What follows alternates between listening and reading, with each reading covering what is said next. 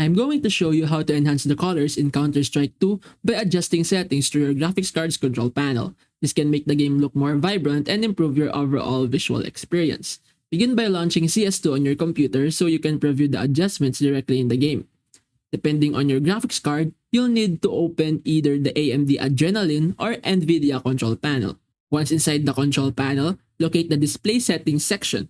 This is where you'll find options to modify how colors appear on your screen. Choose the monitor you're using to play CS2, especially if you have multiple monitors connected.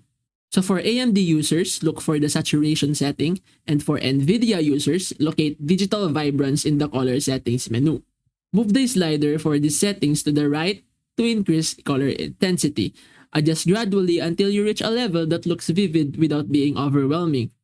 So you can experiment by switching back and forth to the game window to see the changes in real time.